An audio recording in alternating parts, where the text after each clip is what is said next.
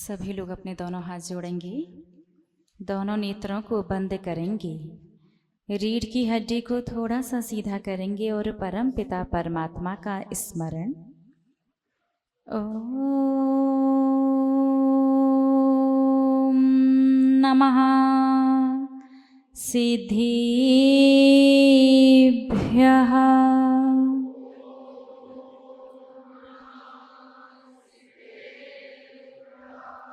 ओम नमः सिद्धिभ्यः।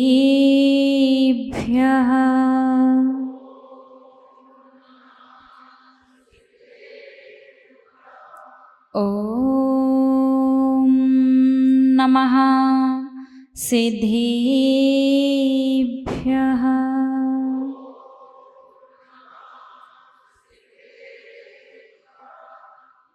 मंगलम भगवान वीरो, मंगलम गौतमो गणी, मंगलम कुंदिकुंदार्यो, जैनिधर्मोऽस्तु मंगलम्।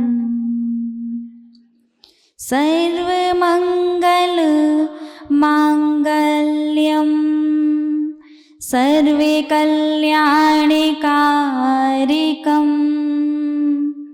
प्रधानं सर्वधर्माणां, जैनं जयतु शासनं, जैनं जयतु शासनम। जय बोलिए त्रैकालवर्ती त्रैलोक्य पूज्य विश्वाराध्य पंच परमेश्वरी भगवान की। आदि ब्रह्मा आदिम तीर्थंकर वृषभ देव श्री आदिनाथ भगवान की। अष्टम तीर्थंकर श्री चंद्रप्रभु भगवान की। श्री अरिष्ट नेमिनाथ भगवान की। विश्व वंदनीय भगवान महावीर स्वामी की। परम गुरु परम पिता परमात्मा 1008 श्री सीमंदर स्वामी भगवान की।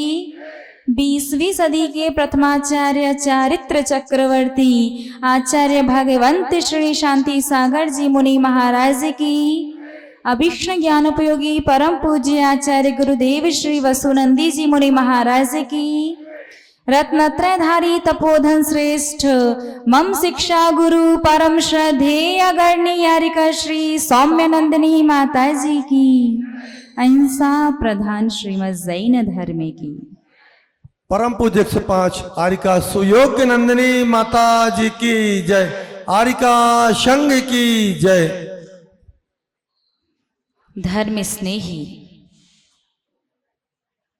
आप सभी भव्य महानुभाव, द्वादशांग जिनवाणी के 12वें दृष्टिवाद नामक अंग में 14 पूर्व हैं और 14वें पूर्व में जो 12वां अंग ना दृष्टिवाद, उसके कितने पूर्व? 14।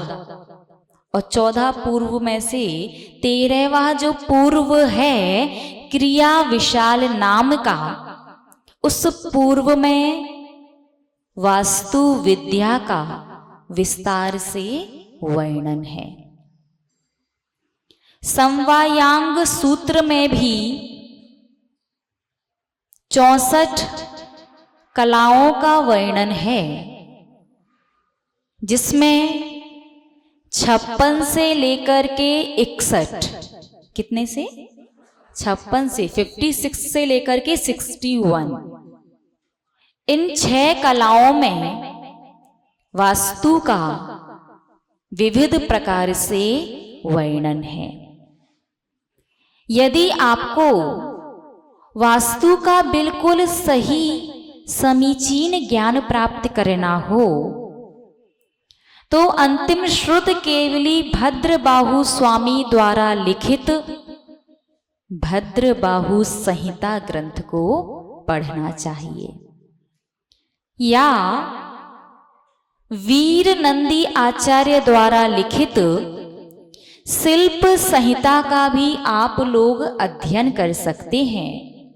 आचार्य उग्रादित्य स्वामी ने भी कल्याण कारकम ग्रंथ के अंदर वास्तु का बहुत सुंदर वर्णन किया है और वीरसेन स्वामी ने भी धवला ग्रंथ में वास्तु का कथन किया है। तो एक बात तो बिल्कुल क्लियर है, वास्तु विद्या द्वादशांग जिनवाणी में है और कहीं ना कहीं हमारे जीवन में भी मायने रखती है। लेकिन वर्तमान में जितने भी वास्तुकार हैं, या जितने नहीं अधिकांश वास्तुकार जो हैं, उन लोगों ने इस विद्या को अपना व्यापार बना लिया है। वो उपाय तो बताते हैं लेकिन एक बार में कभी भी पूरा और सही नहीं बताते, क्योंकि एक ही बार में पूरा और सही बता देंगे तो उनकी दुकान कैसे चलेगी।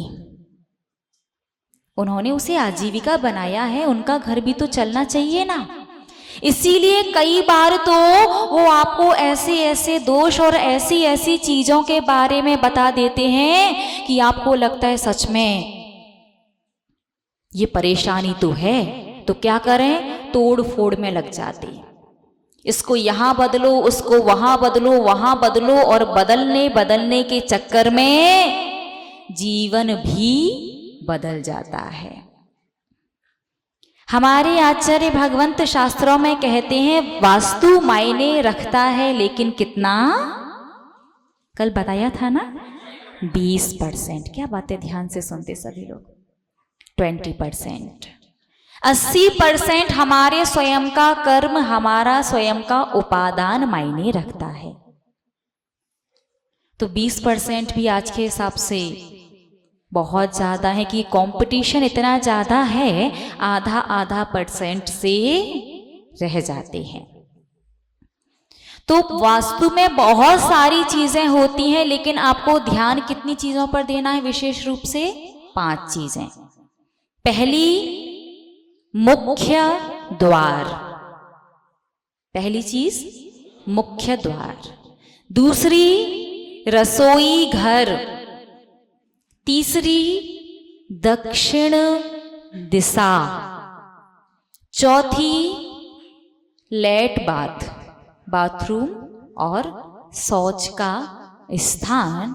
और 5वीं, ब्रह्म स्थान, घर के मध्य का जो स्थान होता है वो। मुख्यता से कितनी बातें, 5। कौन कौन सी? पहली, मुख्य द्वार। दूसरी, रसोई घर। तीसरी बात, दक्षिण दिशा। चौथी बात, लेट बात। और 5वीं बात, ब्रह्म स्थान। मुख्यता से 5 बातें। पहले बात करते हैं पहली बात की, मुख्य द्वार। अधिकांश लोग जानते हैं कि मुख्य द्वार कहाँ होना चाहिए? पूर्व दिशा में या उत्तर दिशा में भी हो सकता है। इसके अलावा यदि मुख्य द्वार कहीं और होगा तो उसके शुभ अशुभ फल के बारे में विचार करना पड़ेगा। अब पूर्व और उत्तर दिशा ना मिले, यदि आपका घर दक्षिण या पश्चिम मुखी है तो क्या करना चाहिए? अपने घर के ठीक सामने गेट से गेट मिला लो। आमने सामने घर होते हैं ना, तो अपने मेन गेट से सामने वाले का मेन गेट मिलाओगे तो दोष समाप्त हो जाएगा। लेकिन आग्नेय, नैऋत्य और वायव्य, इन 3 कोणों में तो गेट नहीं होना चाहिए। कौन कौन से? आग्नेय, वायव्य और नैऋत्य। लेकिन किसी का दरवाजा जैसे आपका पश्चिम या दक्षिण मुखी है, सामने वाले के गेट से गेट मिलाना है और आपका गेट फिर दक्षिण या आग्नेय की ओर जा रहा है, तो क्या करना चाहिए? बीच में सेंटर में गेट नहीं आ रहा होगा तो क्या करोगे? तो आपको करना है लंबाई चौड़ाई पता करो अपने घर की। आपके घर का जो भूखंड है वो कितने बाई कितने का है? मान लीजिए 20 बाई 42, ठीक है। अब आपका जो दक्षिण दिशा है आपकी वो 42 फुट की है, ठीक है। अब आधा करेंगे तो कितना हुआ? 21। आग्नेय कोण की तरफ 21 फुट और 21 फुट नैऋत्य कोण की ओर। अब आपने जो आधा किया है उसके 7 भाग कर दो और 7 में से 3 भाग छोड़ दो, तो वो कोण का जो दोष होता है वो समाप्त हो जाएगा। 21 के 7 भाग किए तो 3, तो आपको कितना छोड़ना है? 9 फुट नैऋत्य कोण की ओर और 9 फुट आग्नेय कोण की ओर। बीच में जितनी भी जगह है वहां पर कहीं भी गेट ले सकते हैं। बात समझ में आ गई ना? मुख्य गेट किस दिशा में होना चाहिए? पूर्व या उत्तर में। दक्षिण या पश्चिम में है तो क्या करना पड़ेगा? सामने जिसका घर है उसके मेन द्वार से अपना मेन द्वार सन्मुख कर लो।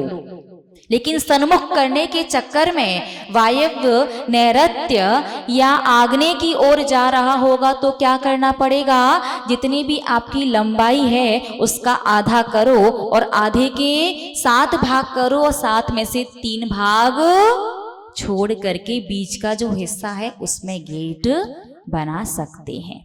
बात समझ में आई? बोलिए ना। आ गई। एक और बात आपको बताएं, टी पॉइंट बहुत ज्यादा सुनने में आता है। हाँ, मैं थोड़ा सा पढ़ा देते हैं आपको।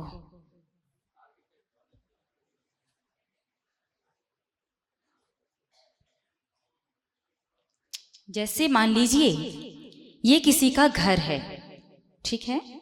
अब यहां से ये रोड गई है एक, और एक ये, एक यहां भी घर है, मान लो यहां भी है और यहां भी है। अब बताइए ये 1 नंबर, ये 2, 3 और 4, इनमें से दिख रहा है क्या? इनमें से कौन सा घर टी पॉइंट पर है? पहले भैया लोगों से। 2 नंबर। स्त्री वर्ग 2 नंबर। पॉइंट समझते क्या होता है? ये क्या है? पॉइंट। आपने कहा 2 नंबर, यहां पॉइंट कहां आ रहा है? और मुझे बताओ टी ऐसे बनती है या फिर आपने क्या कहा? ऐसे। दिख रहा है क्या? ये टी है या ये टी है? ये वाली टी है ना, राइट। इस टी का पॉइंट कहां है? ये टी का पॉइंट कहां है? ये है ना। अगर यहां कोई घर है तो उसके लिए टी बनेगा ही नहीं। बात समझ में आई? यहां घर है उसके लिए टी नहीं बनेगा, यहां है उसके लिए टी नहीं बनेगा। यहां घर है उसके लिए पॉइंट आ रहा है क्या? और पॉइंट आ भी जाए, मान लो आप कहो कि ये जो डंडा है, जो लाइन है, जो रोड है वो यहां तक आ रही है तो पॉइंट आ रहा है। मान लो पॉइंट आ भी जाए तो क्या टी ऐसे बनेगी? आप खुद देखो टी बनेगी कैसे। सामने ये घर है, सामने ऐसे एक रोड जाएगी और ऐसे निकलेगी तभी तो टी बनेगी ना। बोलो। अधिकांश लोग जो कि आपने आंसर दिया 2 नंबर जो घर है उसे ही टी पॉइंट पर मानते हैं। तो सबसे पहले तो ध्यान रखना, अगर आपके घर से ठीक सीधे एक रोड निकलती है उसके बाद ऐसे एक रोड निकलेगी तो ही आपका घर टी पॉइंट पर कहलाएगा, नहीं तो नहीं कहलाएगा। बात समझ में आ गई? थोड़ा सा घर पर जाकर के आराम से समझ लेना। तो टी पॉइंट में बड़ा भ्रम, क्योंकि टी पॉइंट का दुष्प्रभाव क्या होता है? घर में रहने वाला व्यक्ति कभी आबाद नहीं रह पाता। और आजकल घर घर की कहानी है, सबको सेपरेट होना है। पहले तो भाई भाई सेपरेट हुआ करते थे, अलग अलग हो जाया करते थे। अब तो पति पत्नी को भी अलग अलग होना है, पाश्चात्य संस्कृति। तो अब आपको समझ में आया ना, टी पॉइंट समझ में आ गया, मुख्य द्वार समझ में आ गया। मुख्य द्वार में एक बात और ध्यान रखना, बहुत से लोग करते हैं कि बड़ा गेट तो जहां सुविधा है वहां बना देते हैं और छोटा गेट पूर्व या उत्तर दिशा में बना करके कहते हैं कि हमारा चालू गेट तो यही है। तो मेन द्वार कौन सा कहलाएगा? जो बड़ा होगा। भले ही आपका चालू वाला द्वार कोई भी हो, लेकिन घर में जो दरवाजा बड़ा होगा मुख्य द्वार वही कहलाता है। और जब आप घर में प्रवेश करो तो कम से कम 3 कदम तक नीचे गड्ढा नहीं होना चाहिए। बहुत से लोग पानी स्टोर करने के लिए नीचे टैंक बनवा लेते हैं, या बहुत से लोग बेसमेंट बनवाते हैं। तो घर में जब भी प्रवेश करो तो कम से कम 3 कदम तक नीचे गड्ढे में पोले स्थान पर प्रवेश नहीं करना चाहिए। पोले स्थान में प्रवेश करोगे तो व्यापार में नुकसान होता है। आजकल तो बहुत कॉमन है व्यापार में नुकसान होना। एक टाइम पर व्यापार इतने अच्छे लेवल पर पहुंच जाता है, बिल्कुल लाखों करोड़ों तो कॉमन सी बात हो जाती है, और दूसरे ही पल सीधे धड़ाम से नीचे आ जाते हैं। तो इस बात का विशेष ध्यान रखना कि मुख्य द्वार से प्रवेश करते समय डायरेक्ट गड्ढा नहीं होना चाहिए। बहुत से लोग ये सोचते घर में क्या क्या है। बात समझ में आ गई? दूसरी बात दूसरी बात कौन सी थी? रसोई घर। रसोई घर आग्नेय कोण में ही होनी चाहिए। आग्नेय, पूर्व और दक्षिण का कोना। आग्नेय कोण में संभव ना हो तो पश्चिम वायव्य की ओर, थोड़ा सा उत्तर की ओर रसोई घर बना सकते हैं, अन्य कहीं भी रसोई घर नहीं बना सकते। यदि दक्षिण दिशा में आपने रसोई घर बनाया है तो उस रसोई का भोजन करने वाले की आयु पर कोई ना कोई खतरा मंडराता ही रहेगा। कभी एक्सीडेंट हो जाएगा तो कभी स्वास्थ्य को लेकर के कोई ना कोई इशू बना ही रहेगा। नैऋत्य कोण में रसोई घर बनवाया है तो गृह स्वामी की तो आपने बैंड बजा दी कह सकते हैं।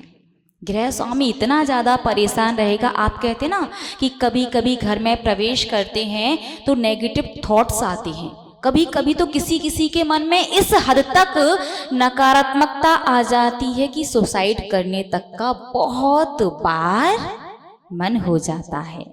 तो नैऋत्य कोण में भी रसोई घर नहीं होना चाहिए। पश्चिम में थोड़ा सा वायव्य की ओर जाकर के रसोई घर बना सकते हैं, या वायव्य को थोड़ा सा उत्तर में लेकर के बना सकते हैं, अन्य कहीं पर भी रसोई घर नहीं बना सकते। ठीक है, आग्नेय या वायव्य की ओर। उसके बाद तीसरी बात, दक्षिण दिशा। तो दक्षिण दिशा हमेशा, हाँ जानते हैं सब लोग, भारी होनी चाहिए। भारी यानी प्रयास कीजिए कभी भी लेट, बाथ और गेट, ये 3 चीज दक्षिण दिशा में नहीं होने चाहिए।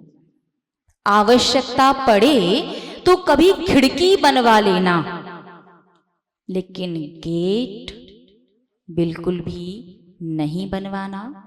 लेट बाथ गलती से भी नहीं बनवाना। और दक्षिण दिशा में आप लोग बालकनी बनवा लेते ना, बालकनी समझते? छज्जा, हाँ छज्जा, तो वो भी प्रयास करो कि नहीं बनवाना पड़े। दक्षिण दिशा यदि हल्की होगी तो भाई भाई का आपसी प्रेम नहीं रहता, वैसे भी नहीं है। पंचम काल की परिस्थितियां ऐसी हैं, और यदि दक्षिण दिशा हल्की कर दी तो भाई भाई में, पति पत्नी में, बच्चों में और माता पिता में आपसी प्रेम, स्नेह, समर्पण और वात्सल्य का भाव समाप्त हो जाता है। तो दक्षिण दिशा में सीधे दीवार ही होनी चाहिए। और दक्षिण दिशा के बाद आता है नैऋत्य कोण। नैऋत्य कोण तो समझते हैं ना, वो किसका होता है? गृह स्वामी का।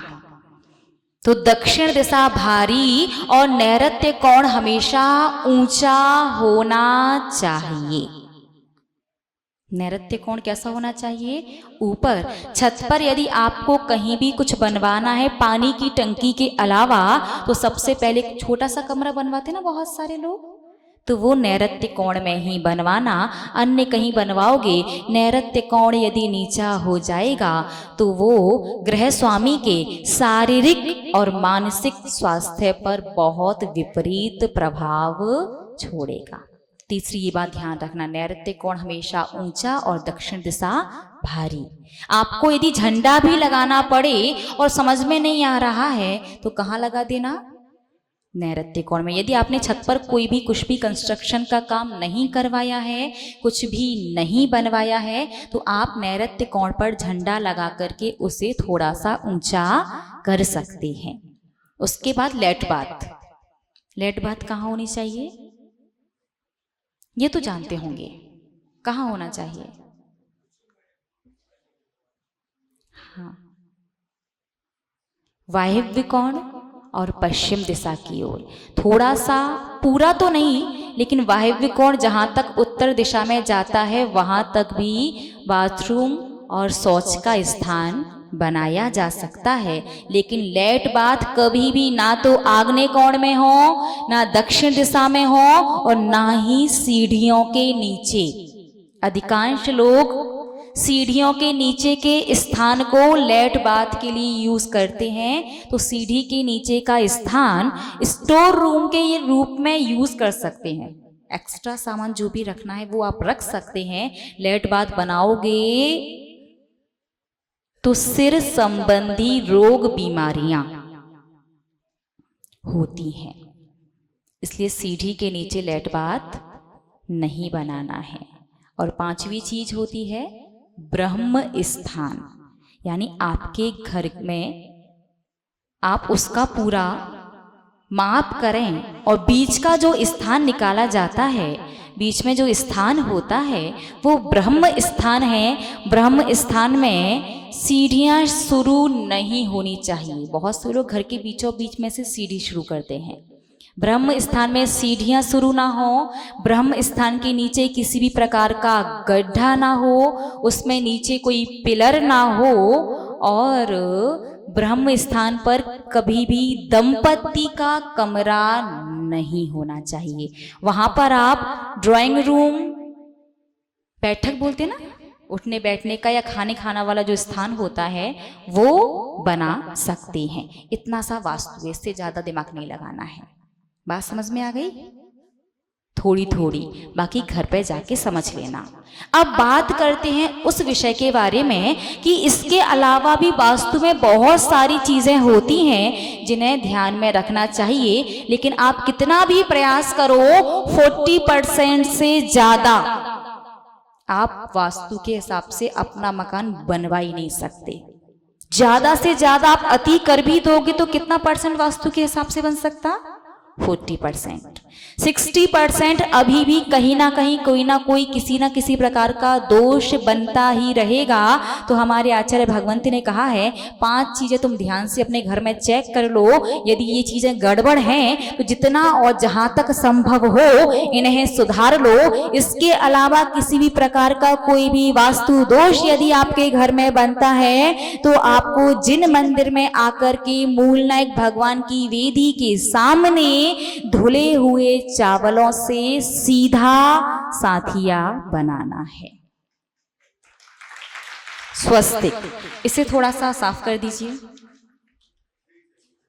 करो करो, सीधा साथी आता? चलो भी देखते हैं, किसी भी चीज से देखिए। हो गया? क्या करना है? आप बना दोगे? हाँ ठीक है।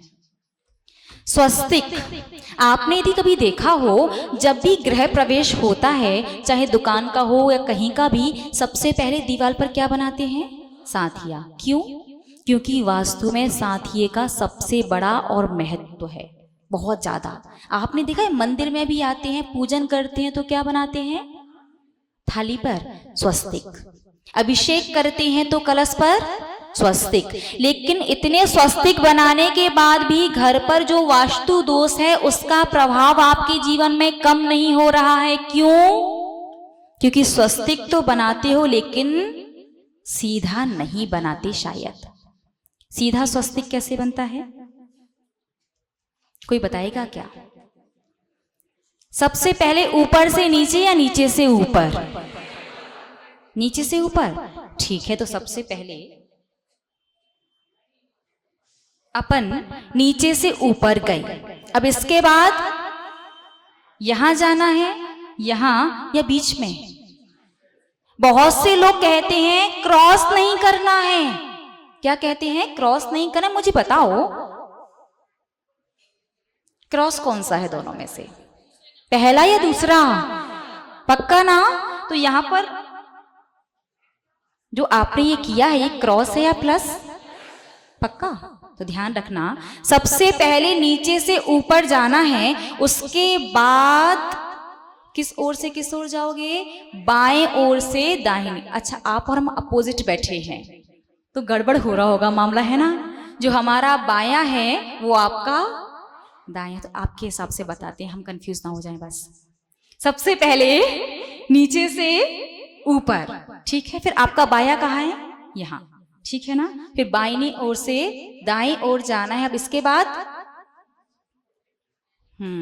अब इसके बाद जो आप यहां तक आए हो इसी लाइन को नीचे लेकर के जाओ और हलंत निकालो। ध्यान रखना, अरिहंत नहीं, हलंत। समझ में आया? नीचे से ऊपर, बाएं से दाएं, उसके बाद ये लाइन जहां पर समाप्त हुई थी, हम नहीं मिटाएंगे, मिटाना आपको ही पड़ेगा। उसको नीचे लेकर के आना है, हलंत निकालना है। उसके बाद यहाँ आ जाइए, जो ये लाइन है इसको लेकर के जाओ, इसका हलंत निकालो। उसके बाद ये लेकर के जाओ इसका, और फिर ये लेकर के जाओ इसका। ऐसे बनाते क्या आप लोग? नहीं, जैसे मन में आता वैसे बना देते हैं, फिर कहते मामला गड़बड़ क्यों हो गया। सीधा स्वस्तिक इसी प्रकार से क्यों बनाया जाता है? नीचे से आप ऊपर गए, उसका मतलब है प्रत्येक संसारी प्राणी निगोद से लेकर के ऊपर सिद्धालय तक की यात्रा पूरी करने के लिए निकला है। फिर आप बाएं से दाईं ओर गए, इसका मतलब होता है कि मैं कहाँ नहीं जाना चाहता? कहाँ नहीं जाना चाहता? नरक इधर कहाँ है? ये किस बात के लिए है? कौन सी तिर्यंची गति? कहाँ नहीं जाने चाहते? इस लाइन को बाद में बताएंगे, उससे पहले जो ये लाइन है, ये लाइन नरक नहीं जाना है। नीचे की तरफ क्या होता है? नरक नहीं जाना है। और हलंत का मतलब नहीं जाने का संकल्प। ये लाइन त्रियंच गति में नहीं जाना है, त्रियंच गति में नहीं जाने का संकल्प। ये देव गति में जब तक मोक्ष नहीं मिल रहा तो त्रियंच और नरक गति में जाने से अच्छा है कि देव गति। लेकिन देव गति में भी नहीं जाना, क्योंकि हमें तो कहाँ जाना है? मोक्ष। तो जब तक मोक्ष नहीं जा रहे तब तक के लिए ओके है, क्योंकि बीच में पंचम काल चल रहा है, अभी कहीं ना कहीं तो जाना पड़ेगा। उसके बाद वहां से आकर के चौथे काल में मनुष्य वन के मोक्ष जा पाएंगे, तब तक के लिए देव गति मिलेगी तो ओके। लेकिन देव गति में भी नहीं जाना है, नहीं जाने का संकल्प, और मनुष्य पर्याय भी जल्दी से अंतिम आ जाए, इसलिए मनुष्य गति में भी नहीं जाना है और नहीं जाने का संकल्प। और जो ये लाइन बची एक, ये है स्थावर एक इंद्रिय जीव की। पानी, अग्नि, वनस्पति, पृथ्वी और वायु में नहीं जाना है, क्योंकि इस एक इंद्रिय की पर्याय में यदि एक बार आप चले गए तो असंख्यात भव तक वहां से निकलने की कोई भी उम्मीद नहीं होती है। अब बिंदी कहां से लगाओगे? यहां से। अच्छा, अपन नंबर लिख देते हैं। ये 1 नंबर है, ये 2 है, 3 है, 4 है। कहाँ से शुरू करोगे बताओ? लिख देते हैं यहाँ। नहीं, ये नंबर हमने पूछने के लिए लिखा है, सही ये नहीं है, ध्यान रखना। बिंदी कहाँ से? पुरुष वर्ग। कुछ लोग कहते हैं 1 से, कुछ लोग 2 से। स्त्री वर्ग 1 से। नहीं, ये हमने पूछने के लिए लिखा है, सही नहीं है। और सही भी हो सकता है, बताएं। बिंदी यहां से नहीं, बिंदी लगानी है 3 नंबर से। पहली बिंदी यहां आएगी, दूसरी बिंदी उसके बगल में, दूसरी के नीचे तीसरी, और तीसरी के बगल में चौथी। बात समझ में आई? पहली बिंदी, दूसरी, तीसरी उसके नीचे, और चौथी उसके बगल में। इस प्रकार से ये 4 बिंदियां 4 अनुयोग का प्रतीक हैं कि बिना चारों अनुयोगों के पढ़े बिना आपकी 4 गतियां नहीं छूट सकती। 4 गति छूटने के लिए क्या पढ़ना पड़ेगा? 4 अनुयोग। और जब 4 अनुयोगों को पढ़ लिया जाता है, आप स्वस्तिक या तो सीधे सिद्ध शिला से शुरू कर देते हो, या फिर स्वस्तिक बनाने के बाद पहले सिद्ध शिला बनाते हो। अभी सिद्ध शिला नहीं बनेगी, 4 बिंदी के बाद लगती हैं 3 बिंदियां। ठीक है ना? सम्यक दर्शन, सम्यक ज्ञान और सम्यक चारित्र। चारों अनुयोगों का जब ज्ञान हो जाता है तो व्यक्ति रत्नत्रय को धारण कर लेता है, और रत्नत्रय को धारण करने वाला जीव सिद्ध शिला पर जाकर के विराजमान हो जाता है। ऐसे बनता है स्वस्तिक। सबसे पहले नीचे से ऊपर की ओर, उसके बाद बाएं से दाएं ओर, और जो जिस लाइन से आप आए हो उसी को नीचे लेकर के जाओ, हलंत निकालो। उसके बाद त्रियंश गति वाली जो है तिरछी, उसे लेकर के जाओ, हलंत निकालो, फिर ऊपर जाओ, हलंत निकालो, और जो टेढ़ी जो लाइन है मनुष्य गति के लिए, उधर जाओ, हलंत निकालो। उसके बाद बिंदी 1, 1 के बगल में 2, 2 के नीचे 3, और 3 के बगल में 4। इसके बाद ऊपर 3 बिंदियां, सम्यक दर्शन, सम्यक ज्ञान, सम्यक चारित्र। और आपको बाएं से दाईं ओर आना ही ध्यान रखना रत्नत्रय में। और रत्नत्रय धारण करके कहाँ जाते हैं? सिद्धालय पर सिद्ध शिला बनाओ, और उसके बाद एक सिद्ध जीव। ये होता है पूरा सही स्वस्तिक। हाँ, थोड़ी प्रैक्टिस करनी पड़ेगी। अब सुनो ध्यान से, टाइम हो गया। हाँ, बाद में उठा करके देख लेना, कितना भी देखो उसमें नंबर नहीं लिखे तो वैसे भी आपको स्वस्तिक स्वस्तिक ही लगेगा। कहाँ से शुरू हुआ था, कहाँ पर गया था। हाँ,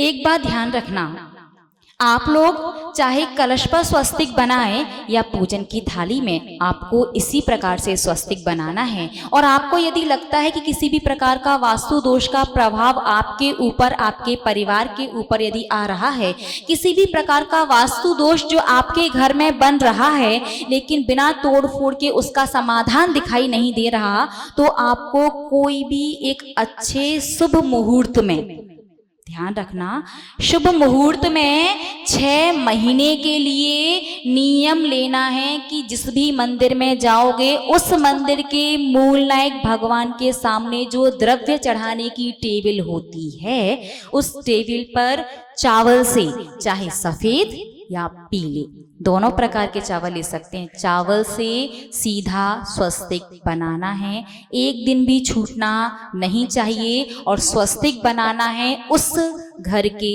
मुखिया को, ठीक है ना।